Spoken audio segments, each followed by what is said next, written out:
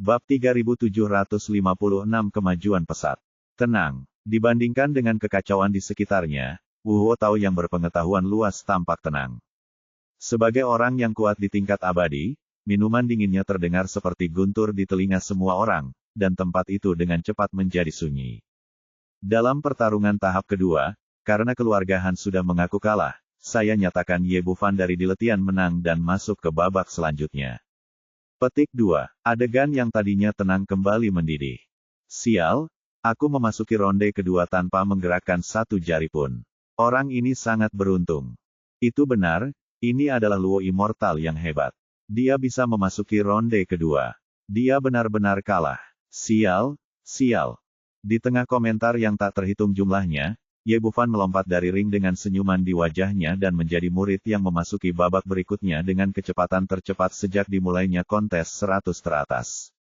Tidak berlebihan jika dikatakan bahwa permainan orang lain belum dimulai, namun timnya sudah berakhir.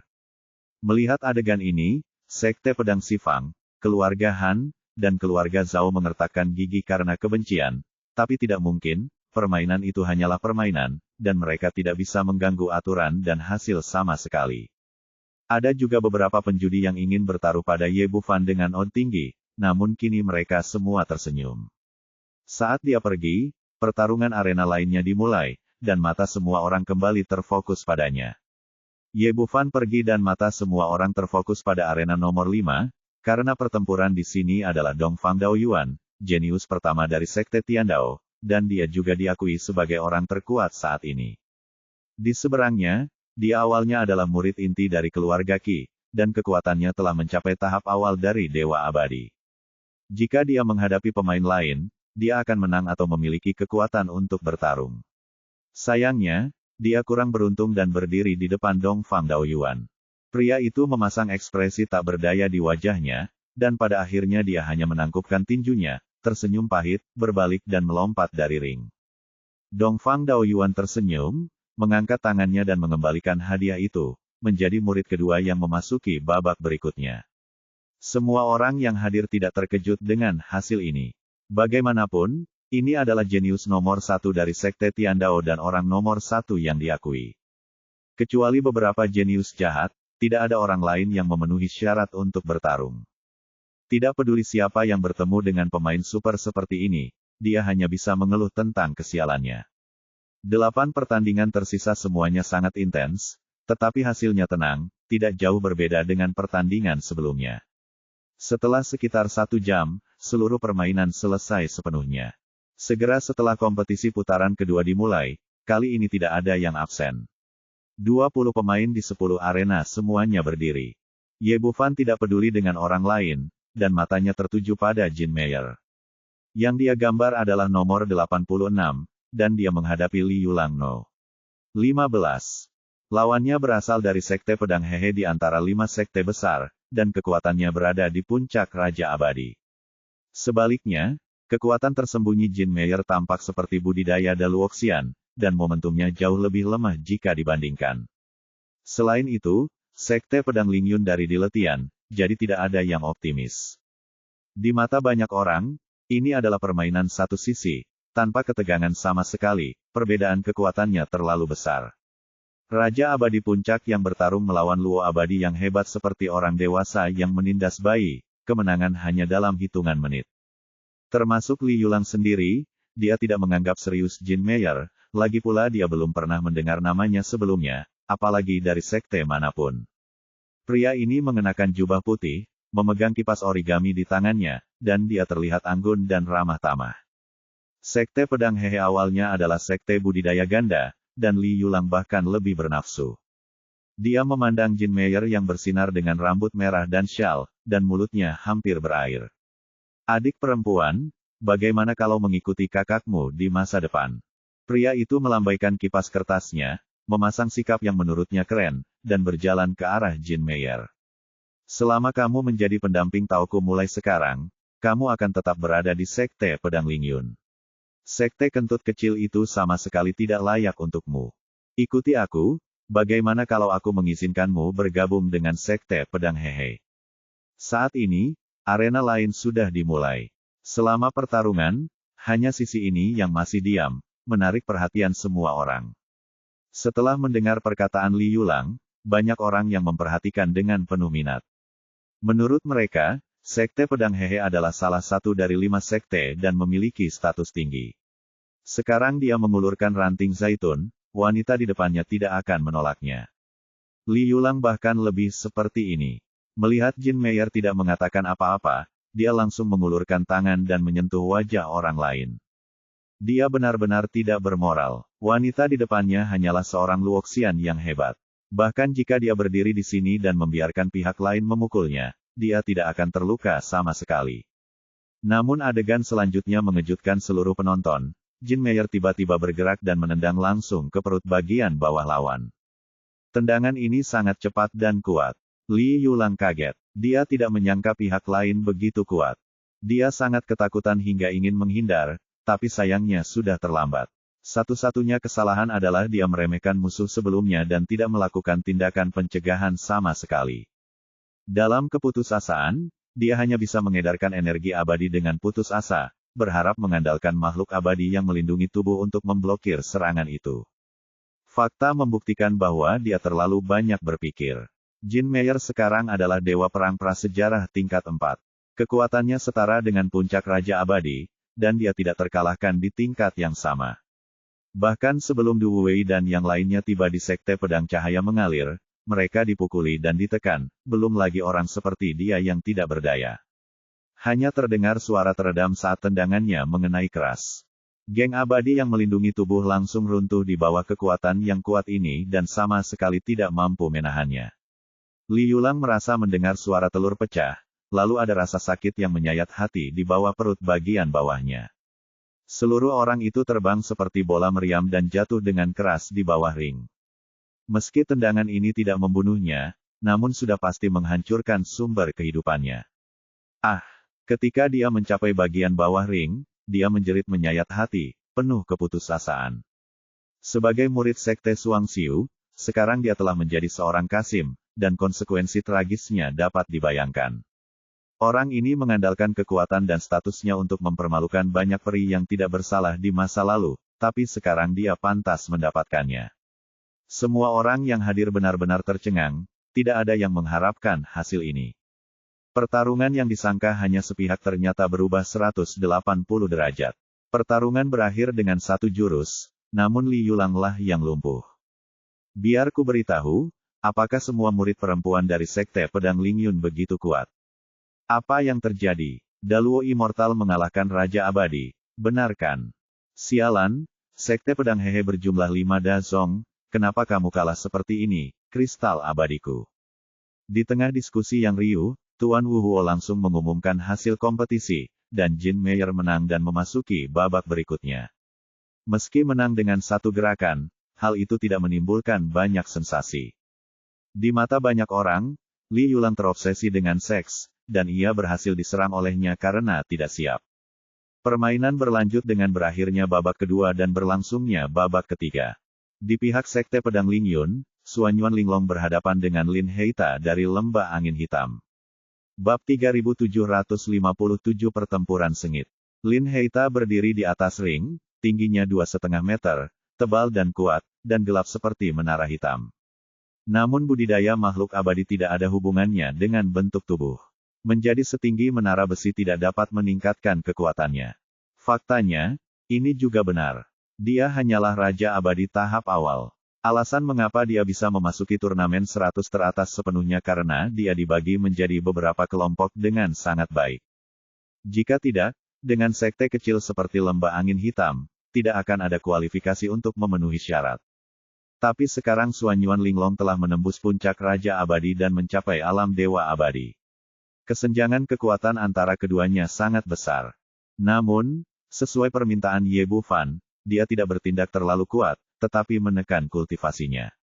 Setelah keduanya bertarung dalam puluhan gerakan, mereka saling menendang keluar ring. Namun meski begitu, semua orang di sekitar mereka terkejut. Mereka pasti tahu bahwa di letihan awalnya adalah surga tingkat rendah, dan Sekte Pedang Lingyun adalah sekte yang kurang dikenal. Namun tidak hanya berhasil lolos dari grup, namun ketiga murid yang berpartisipasi telah memenangkan pertandingan berturut-turut, dan 3 di antaranya sudah memasuki babak selanjutnya. Meskipun ada sejumlah keberuntungan yang terlibat, hal ini tetap mengejutkan. Bahkan 3 sekte, 5 sekte, dan 7 keluarga besar tidak dapat menjamin bahwa mereka akan memiliki 3 murid sampai akhir.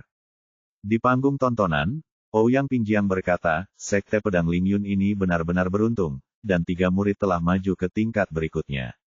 Senyuman muncul di sudut bibir Tao Huo, Sekte Pedang Lingyun ini sangat menarik. Saya rasanya seperti mereka tidak mengandalkan keberuntungan. Orang-orang kecil ini menyembunyikan kekuatan mereka. Menyembunyikan kekuatan. Ouyang Pingjiang mengerutkan kening dan kemudian berkata, itu benar. Kekuatan orang-orang kecil ini harusnya lebih dari Daluoxian. Tanda tanya petik 2. Peri Cixia berkata dengan suara dingin, itu masih terlalu lemah. Jika kamu cukup kuat, kamu tidak perlu memainkan trik ini sama sekali. Begitu kamu bertemu orang yang kuat, kamu bisa menggunakan trik apapun. Tidak ada gunanya. Petik 2. Ouyang Pingjiang mengangguk, memang benar, semuanya hanyalah awan di hadapan kekuatan absolut. Petik 2. Wuhu Daojun tersenyum dan terus menonton pertandingan di antara penonton.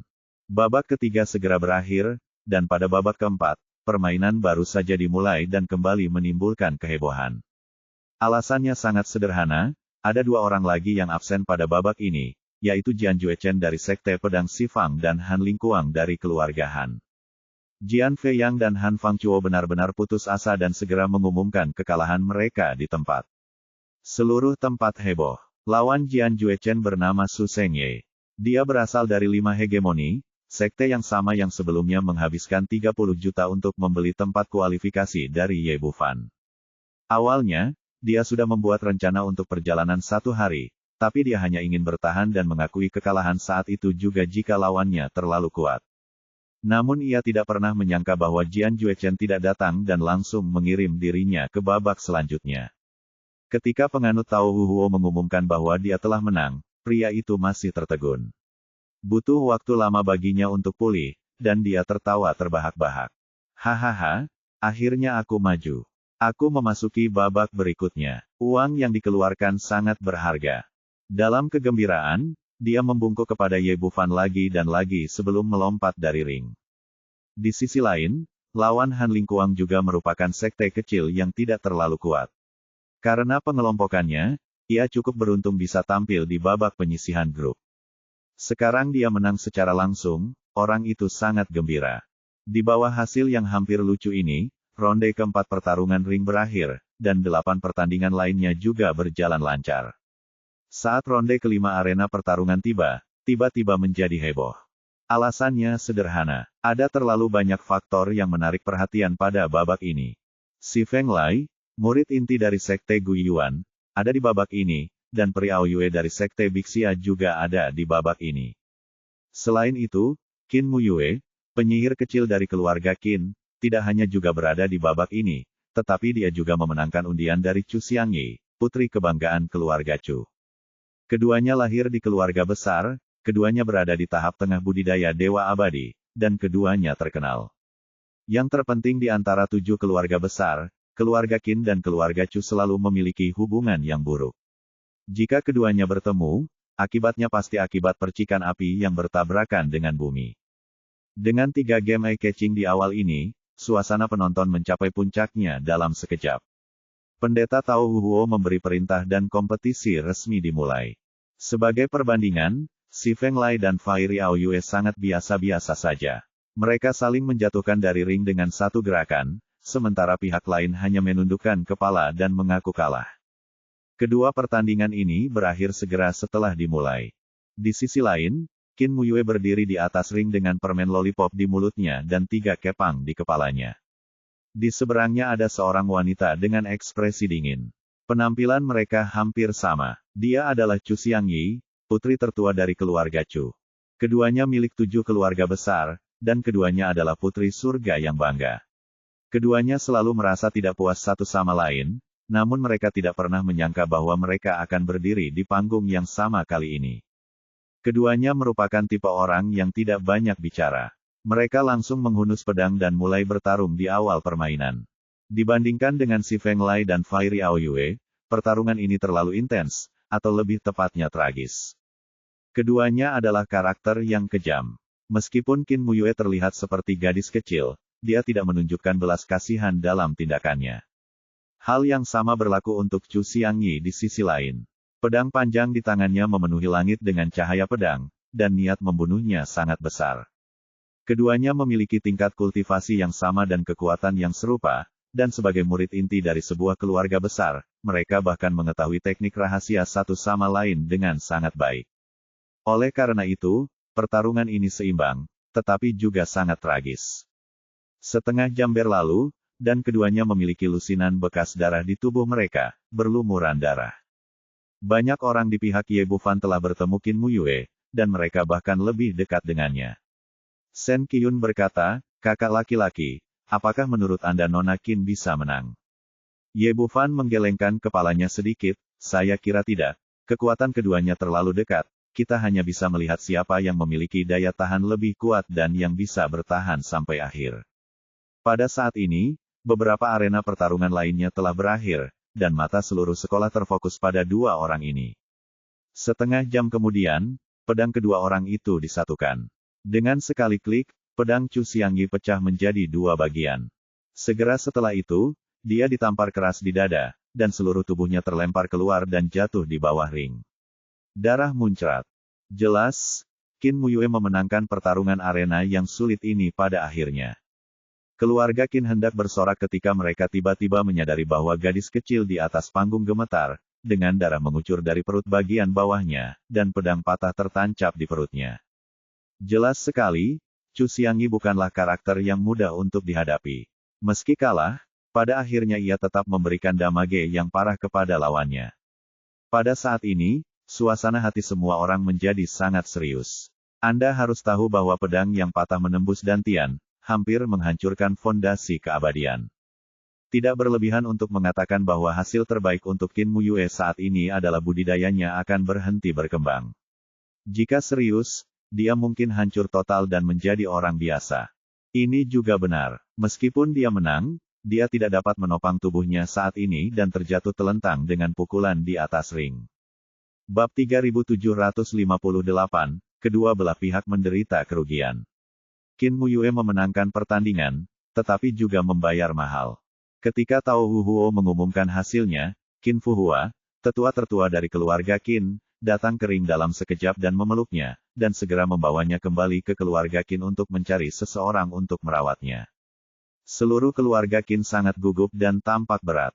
Anda harus tahu bahwa ini bukan hanya seorang jenius yang berusia di bawah 1000 tahun dalam keluarga, tetapi juga cucu perempuan yang paling dicintai dari pemimpin keluarga Qin Butong. Melihat pemandangan ini, semua orang di sekitar mereka hanya bisa menghela nafas. Dalam pertempuran besar, Chu Xiangyi terluka parah, dan Qin Muyue juga terluka di dantian. Murid yang tak terhitung jumlahnya yang berpartisipasi dalam kompetisi menggelengkan kepala dan menghela nafas, senang karena mereka tidak mendapatkan lawan sekuat itu. Di bawah ring, seorang pria muda berjubah hitam memiliki senyum cerah di wajahnya, sangat menikmati kemalangannya. Dia adalah Ge Changsheng, murid dari Sekte Pedang Lima Elemen, dan lawan Situ Dianmo di pertandingan berikutnya. Seorang pemuda di sebelahnya menggema, "Kakak senior benar. Kompetisi 100 teratas ini bergantung pada kekuatan dan keberuntungan. Jika Anda tidak beruntung, Anda tidak akan bisa melangkah terlalu jauh. Keberuntungan juga merupakan bagian dari kekuatan." Ge Changsheng berkata dengan bangga, "Misalnya, kakak laki-lakimu dan aku kali ini ditarik oleh orang kecil dari Sekte Pedang Lingyun, Daluo Abadi. Hasil dari kompetisi ini telah diputuskan, sebelum dimulai. Tidak ada ketegangan. Saya ditakdirkan untuk memasuki babak berikutnya." Pria di sebelahnya berkata dengan wajah tersanjung, "Kamu benar, keberuntungan adalah bagian dari kekuatanmu.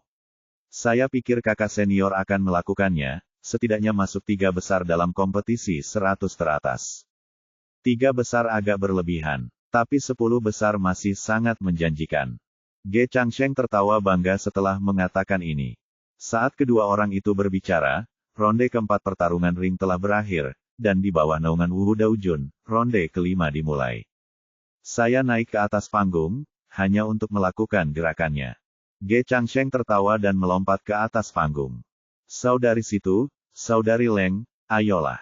Di sisi Ye Bufan, Xiao Qing mengayunkan tinjunya untuk menyemangati mereka berdua, dan semua orang juga setuju. Leng Qingqiu selalu menjadi orang yang kejam dan tidak banyak bicara, jadi dia melompat ke atas ring. Situ Dianmo memandang semua orang dan tersenyum tipis, jangan khawatir, saya pasti akan memenangkan babak ini. Setelah kekuatannya ditingkatkan oleh Ye Bufan, dia sekarang penuh percaya diri dan melompat ke atas ring dan mendatangi Ge Changsheng. Hal yang sama juga terjadi pada beberapa kelompok lainnya. Mereka semua memasuki ring dan memilih lawannya. Di sini Wu Daojun mengumumkan dimulainya permainan, dan Ge Changsheng tersenyum menghina. Gadis kecil, jika kamu memiliki akal untuk melompat dari ring, kamu tidak perlu melakukan apapun, agar kulitmu tidak menderita. Orang ini agak terlalu percaya diri, pestanya sama sekali tidak berharga, bahkan tidak layak atas tindakannya sendiri. Melihat pihak lain begitu sombong, Situ Dianmo tidak terbiasa dengan kesalahannya dan menendangnya begitu saja. Tidak ada yang mencolok dari tendangan ini, tapi kecepatannya luar biasa cepat, dan kekuatannya sangat dahsyat. Ge Changsheng berdiri di sana berpura-pura menjadi keren, tetapi saat ini, ekspresinya tiba-tiba berubah. Ini sebenarnya adalah dewa abadi. Meskipun Situ Dianmo masih menekan kultivasinya dan tidak melepaskan aura kuatnya. Namun sebagai lawan, dia masih bisa merasakannya dengan jelas. Ge Changsheng akhirnya mengerti bahwa pihak lain bukanlah Luo Immortal yang hebat, tetapi berpura-pura menjadi babi dan memakan harimau, dan menyembunyikan kekuatannya. Namun kini sudah terlambat untuk menyadari apa yang terjadi. Tidak ada waktu untuk bereaksi. Tendangan lawan sudah sampai di hadapannya dan langsung mengarah ke dadanya. Kecepatannya sangat cepat, dan dia terlalu ceroboh sebelumnya dan tidak dalam kondisi bertarung sama sekali. Dalam keputusasaan, orang ini hanya bisa menggunakan energi abadinya dengan putus asa, berharap untuk memblokir serangan itu dengan bantuan keabadian yang melindungi tubuhnya. Namun fakta membuktikan bahwa dia terlalu banyak berpikir. Situ Dianmo sudah berada di tahap tengah dewa abadi, dan kekuatannya jauh di depannya. Bahkan jika dia mencoba yang terbaik, dia tetap bukan tandingannya, apalagi ceroboh. Dengan keras, dia terbang keluar, darah menyembur deras, meninggalkan garis darah di udara. Kemudian dia terjatuh ke tanah, tidak tahu apakah dia masih hidup atau sudah mati. Semua orang di sekitar tercengang. Ini adalah turnamen top 100. Jarang sekali bisa mengalahkan lawan dengan satu gerakan, dan bahkan lebih jarang lagi menendangnya seperti ini. Yang paling penting adalah meskipun pihak lain lalai, dia tetaplah peri sejati. Sialan, ini sekte pedang Ling Yun lagi. Apakah sekte ini begitu kuat? Kenapa aku belum pernah mendengarnya sebelumnya? Wanita ini mengalahkan dewa abadi dengan satu gerakan. Ini terlalu kuat. Sekte pedang Ling Yun telah tiba. Orang yang belum dikalahkan sudah lolos ke-4, sungguh luar biasa. Orang-orang yang menonton banyak berbicara, dan bahkan monster tua di atas panggung pun tergerak. Dalam pertempuran sebelumnya untuk mendapatkan 100 teratas, murid inti dari 3 sekte, 5 sekte, dan 7 keluarga besar menang dalam setiap pertempuran melawan sekte yang lebih kecil jarang terjadi. Pendeta Tao Huwei tersenyum tipis, sekte pedang Ling Yun ini sangat menarik, ada lebih dari satu orang yang menyembunyikan kekuatannya. Ouyang Pingjiang sedikit terkejut, sungguh aneh, saya bahkan tidak tahu seberapa kuat gadis kecil ini. Peri Cixia berkata, dia pasti memiliki semacam harta karun di tubuhnya yang menghalangi auranya. Tao Wu Wei mengangguk, pasti begitu, jika tidak, gadis-gadis ini memiliki kualifikasi yang baik. Sayang sekali yang sebelumnya adalah seorang primitif barbar, dan yang ini adalah penanam darah. Jadi tidak cocok untuk 3 sekte utama kita, jika tidak, akan lebih baik jika mengambil alih. Beberapa orang sedang berbicara, dan mata semua penonton beralih ke yang lain, arena. Leng Qingqiu berdiri di atas ring, tampak seperti senjata ajaib tiada taraf yang terhunus, dengan maksud pedang yang menakjubkan. Memegang pedang pembunuh abadi di tangannya, niat membunuh meluap. Di seberangnya berdiri seorang pemuda jangkung, kurus, tampan, Qi Boliang, murid inti keluarga Qi, dengan kekuatan awal dari Dewa Abadi.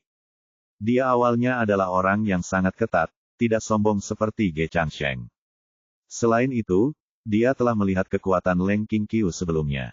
Pada saat ini, dia terlihat serius dan memegang pedang di tangannya, tidak berani ceroboh dalam hal apapun. Pada saat yang sama, energi abadi di tubuhnya berjalan dengan liar, auranya tidak terkendali, dan tekanan kuat dari Raja Abadi memenuhi seluruh arena.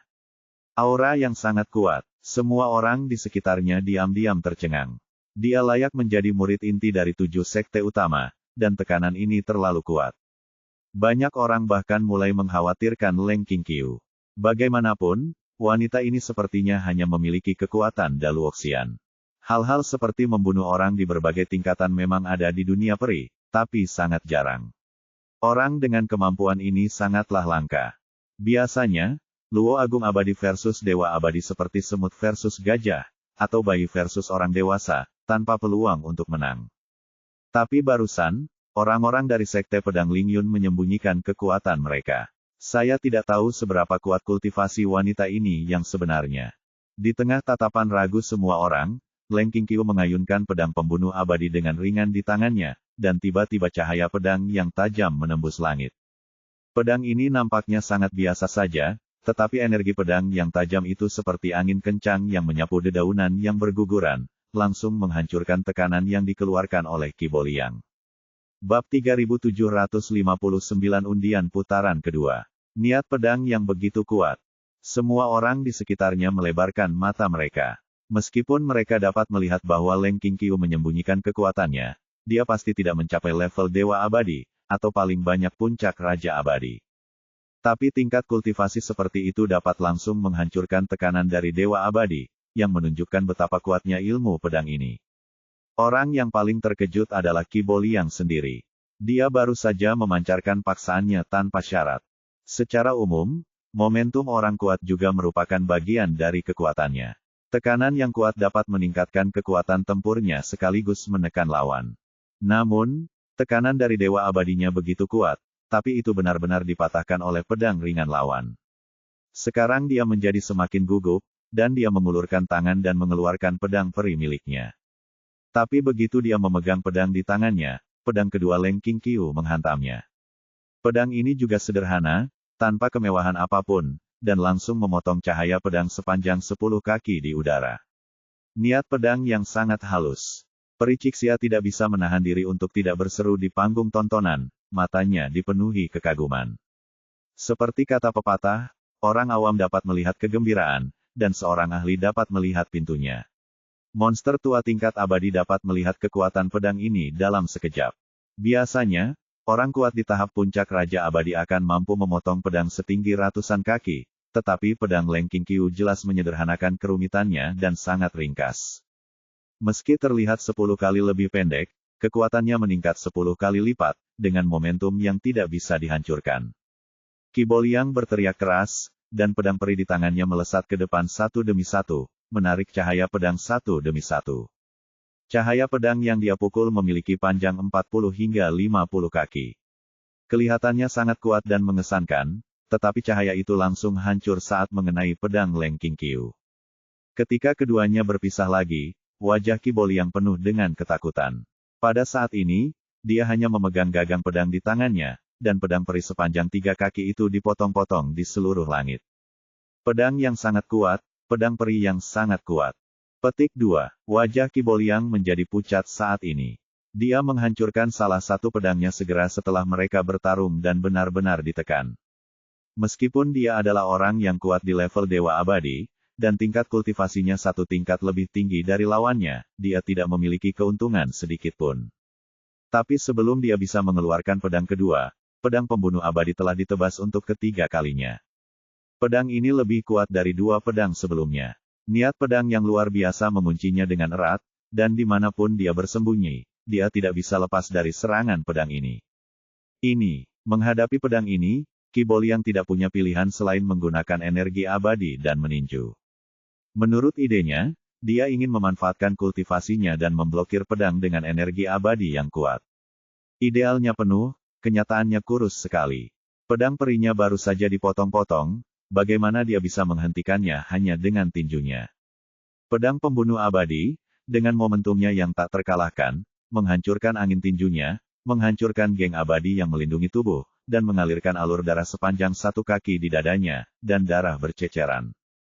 Pada saat yang sama, niat pedang yang kejam menerbangkannya menjauh. Dia berada 100 kaki jauhnya dan jatuh dengan keras ke tanah. Saat ini, seluruh kampus sunyi. 3 pedang, hanya 3 pedang, pembangkit tenaga listrik tingkat Raja Abadi benar-benar menghancurkan Dewa Abadi. Kemudian seluruh penonton tersentak, ilmu pedang wanita ini terlalu kuat. Lumayan, dia memang orang yang aku, Cixia, pilih. Dia pasti akan menjadi pendekar pedang di masa depan. Mata peri Cixia penuh dengan cemerlang, dan dia jelas sangat puas dengan mata Leng Qingqiu pertunjukan. Apa yang kamu bicarakan? Siapa orang yang kamu sukai? Aku juga menyukainya. Ouyang Pingjiang di sebelahnya tidak menyerah. Seseorang yang berusia kurang dari 1000 tahun dapat memiliki pengetahuan yang begitu mendalam tentang ilmu pedang jenius. Sebagai tetua agung dari Sekte Guiyuan, dia juga tidak ingin melepaskannya. Wu Huo Daojun tersenyum tipis, kamu tidak perlu bertarung lagi. Mari kita lihat bagaimana gadis kecil itu memilih setelah kompetisi selesai. Saat ketiga orang itu berbicara, kompetisi di pihak Leng Qingqiu berakhir, dan beberapa arena lainnya juga datang sampai akhir. Wu Huo berkata Jun mengumumkan hasil akhirnya. Pada titik ini, kelima putaran kompetisi telah berakhir, dan 50 dari 100 murid yang berpartisipasi telah tersingkir. Ketika daftar terakhir dibacakan, semua orang yang hadir menjadi gempar. Segala sesuatunya seperti yang diharapkan, termasuk fakta bahwa 3 murid jenius dari 3 sekte besar semuanya berhasil lolos, tidak ada kejutan. Kuncinya adalah membunuh kuda hitam terbesar, Sekte Pedang Lingyun. 50 orang tersingkir di babak pertama kompetisi 100 teratas, dan tidak satu pun dari mereka berasal dari Sekte Pedang Lingyun. Kelima peserta lolos. Semua anggota telah memasuki babak berikutnya. Rekor yang mengesankan hanya dapat dicapai oleh beberapa sekte yang sangat kuat, dan itu juga membutuhkan keberuntungan. Ya Tuhan, dari mana sekte kecil ini berasal? Bagaimana bisa memiliki keberuntungan yang luar biasa? Ya, keberuntungan mereka terlalu bagus, terutama anak laki-laki bernama Ye. Sampai jumpa. Ya Tuhan, bumi, kenapa kita tidak memiliki keberuntungan seperti itu? Orang-orang di sekitar membicarakannya. Hingga saat ini, sebagian besar orang masih menganggap kemunculan Sekte Pedang Lingyun adalah karena keberuntungan. Meledak. Di mata orang-orang ini, satu-satunya orang di seluruh sekte yang bisa menang adalah Leng Qingqiu, dan sisanya mengandalkan keberuntungan untuk lolos. Mendengarkan diskusi di sekitarnya, Ye Bufan menunjukkan senyuman tipis. Semakin pihak lain meremehkan dirinya sendiri, semakin besar peluang bagi mereka untuk mengambil langkah lebih lanjut. Tenang, pengundian babak selanjutnya sedang berlangsung. Waktu kompetisi ditetapkan 1 hari kemudian. Daojun Wu Huo berteriak pelan, dan penonton langsung terdiam, lalu memasuki babak pengundian berikutnya. Polanya sama persis dengan sebelumnya. Bedanya kali ini hanya ada 50 bola cahaya yang terbang ke langit, dengan 50 angka yang tertera di atasnya. Aturannya juga pertandingan eliminasi 1 lawan 1, dengan nomor 1 melawan nomor 50, nomor 2 melawan nomor 49, dan seterusnya, hingga 25 orang tersingkir. Dengan perintah, semua orang melangkah maju untuk mengambil nomor mereka. Di pihak keluarga Qin Muyue terluka parah dan telah dibawa kembali ke penginapan untuk perawatan. Keluarga Qin mengirim orang lain untuk mengundi atas nama mereka. Ye Bufan dengan santai mengambil bola cahaya, membukanya dan melihat 5. Saat melihat nama nomor 46, dia langsung tertawa. Lucu untuk mengatakan bahwa orang yang mengambil pilihan ke-46 ternyata adalah Su Sengye dari 5 hegemoni, orang yang sama yang sebelumnya membeli tempat itu darinya seharga 30 juta. Meskipun dia sangat kuat dengan kekuatannya saat ini, tetap menyenangkan bertemu lawan seperti itu. Setidaknya dia bisa terus mempertahankan kekuatannya. Hasil pengundian lainnya menunjukkan bahwa Suan Yuan Linglong menghadapi Yan Yunyi, yang berada di tahap awal Dewa Abadi dari keluarga Yan. Leng Qingqiu bertarung melawan Li Qianying dari Sekte Pedang Hantu, di tahap tengah Dewa Abadi.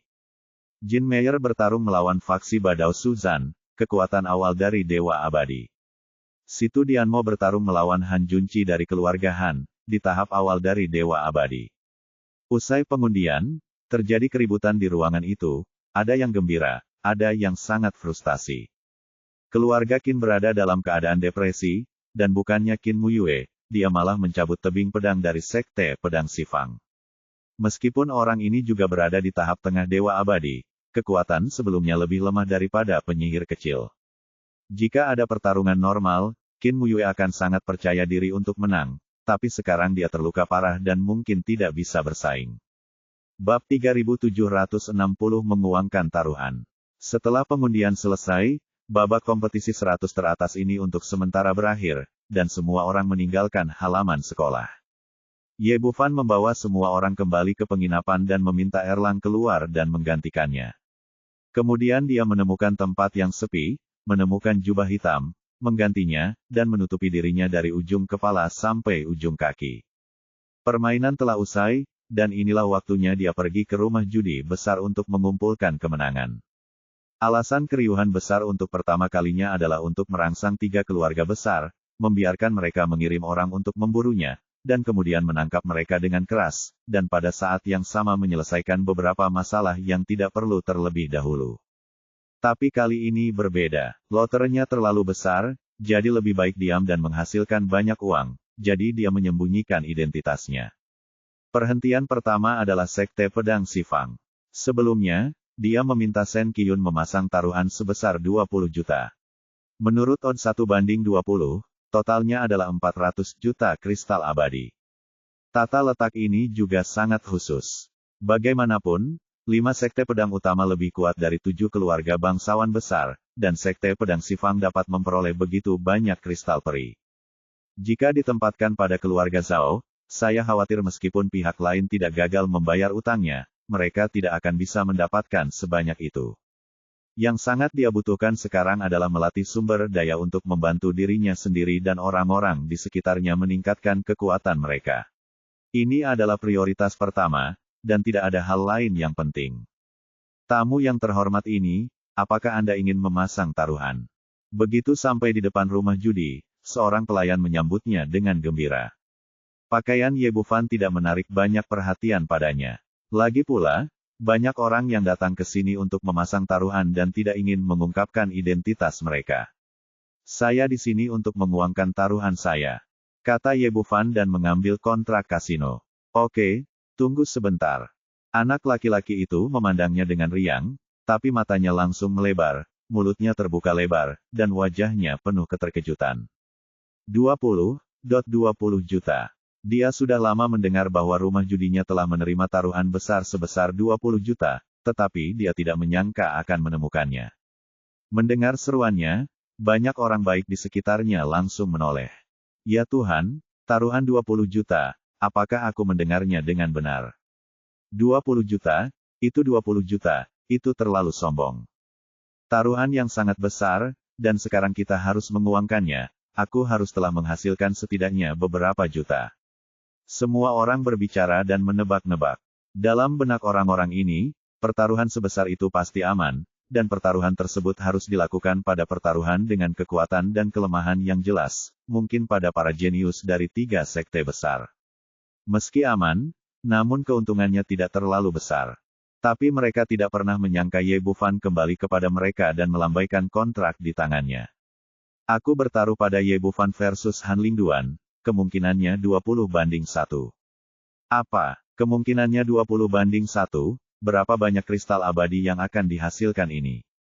Aku tidak bisa memahaminya. Ya Tuhan, 20 juta, 20:1, itu 400 juta, total 400 juta. Mendengar itu Ye Bufan ingin mengambil 400 juta uang judi, semua orang yang hadir langsung menjadi gila. Ada yang menghentakkan kaki, ada yang memukul dada, ada yang terpana, dan ada yang bermata merah darah karena iri. 400 juta kristal abadi kelas menengah, itu adalah kekayaan yang sangat besar, cukup untuk mendukung sekte besar. Pemuda itu juga ketakutan. Dia tidak menyangka akan seperti ini. Tamu yang terhormat, mohon. Tunggu sebentar, saya akan pergi mencari penjaga toko. Dia tidak terlalu peduli sekarang, dia segera berbalik dan berlari kembali, dan segera menemukan penjaga toko rumah judi tersebut. Penjaga toko sudah mengetahui tentang taruhan ini sejak lama dan agak siap, namun sebagai perbandingan, dia lebih tenang. Namun, hal semacam ini bukanlah sesuatu yang bisa dia putuskan, jadi dia segera mengirimkan pesan tersebut kepada tetua agung dari Sekte Pedang Sifang. Di aula pertemuan, Jian Fei yang memimpin murid inti Sekte Pedang Sifang untuk mendiskusikan berbagai hal. Setiap orang yang hadir dapat mendengar pesan tersebut dengan jelas ketika dia menerima pesan tersebut. Jian Juebi tiba-tiba menjadi marah, sialan, siapa orang ini? Jelas sekali dia sedang memeras Sekte Pedang Sifang kita. Dia ingin mati. Jian Juofu di sisi lain menindaklanjuti dan berkata, ya, Tuan Tetua, ini adalah Sekte Pedang Sifang. Tidak peduli apa. Kita tidak bisa menelan ini, kerugiannya terlalu besar. Diam. Jian Fei yang tampak muram, tidak peduli siapa pihak lain, tidak peduli apa tujuannya adalah, dia ada di sini. Taruhan yang dipasang oleh rumah judi. Karena kita menang, kita harus menguangkannya. Kalau tidak, di mana kredibilitas Sekte Pedang Sifang? Petik 2. Tapi Tuan Penatua, 400 juta kristal abadi terlalu berlebihan. Lebih baik orang seperti ini melakukannya secara diam-diam. Jatuhkan dia. Jian Jubi masih sedikit sakit, tapi sebelum dia bisa menyelesaikan kata-katanya, Jian Fei yang mendengus dingin. Apakah menurutmu semua orang bodoh? Orang itu begitu licik sehingga dia menyebarkan berita bahkan sebelum dia memasuki rumah. Saat ini, ada banyak mata di mana-mana, menunggu untuk melihat bagaimana reaksi rumah judi. Petik 2. Brengsek. Jian Juofu berkata dengan marah, bagaimana kalau aku mengikuti anak itu secara diam-diam, mencari kesempatan untuk membunuhnya, dan mendapatkan kembali kristal abadi. Petik 2. Strukturmu masih terlalu kecil. Jian Fei yang menggelengkan kepalanya lagi, Sekte Pedang Sifang kita adalah salah satu dari 3 sekte dan 5 sekte. Jika kita melakukan ini dan menunggu masalah ini menyebar, di manakah wajah kita akan ditempatkan? Petik 2. Apalagi yang terpenting bagi sebuah rumah judi adalah reputasinya, begitu diketahui, berita sekecil apapun akan menjadi pukulan fatal, dan kemudian akan ditutup. Petik 2. Ini, semua orang yang hadir langsung terdiam. Meskipun 400 juta kristal abadi adalah jumlah yang sangat besar, rumah judi juga merupakan angsa emas yang menghasilkan uang setiap hari. Memang benar itu karena kerugian kecil lebih besar daripada keuntungannya. Jian Juebi masih sedikit enggan, tetapi Tuan Penatua, apakah Anda baru saja memberikannya kepadanya seperti ini? Apalagi, semuanya harus diprioritaskan. Sekarang bagi Sekte Pedang Sifang kita, yang terpenting adalah memenangkan turnamen 100 teratas, dan yang lainnya adalah yang kedua. Petik 2.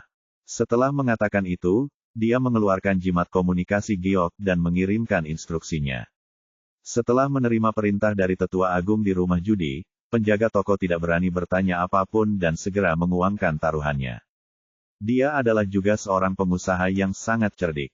Mengetahui bahwa uangnya tidak bisa disia-siakan, dia harus mengambil kesempatan untuk membuat keributan lebih besar. Jadi dia tidak membiarkan Ye Bufan memasuki rumah judi, dan mengadakan upacara penghargaan tepat di depan pintu, menyerahkan cincin penyimpanan berisi 400 juta kristal abadi. Bufan berbalik dan pergi setelah mendapatkan cincin itu Ye. Setelah melihat begitu banyak kristal peri diuangkan, pintunya dipenuhi dengan kegembiraan. Perhentian kedua, sebelum memasuki rumah, mereka membuat keributan besar, dan kemudian meminta untuk menguangkan taruhan tersebut. Meskipun keluarga Han enggan, mengingat reputasi rumah judi tersebut, mereka akhirnya berurusan dengan 200 juta kristal abadi. Pada saat ini, Ye Bufan mengambil uang itu dan berbalik. Ribuan orang sudah mengikutinya, dan semua orang ingin melihat kemana tujuan orang ini dan seberapa banyak yang bisa dia tangani. Kemudian pemandangan aneh muncul dari kota Yuangu bergegas langsung ke keluarga Zhao untuk berjudi square. Ketika Ye Bufan mengambil kontrak 10 juta miliknya, pemuda itu tercengang dan bergegas masuk untuk melaporkan berita tersebut.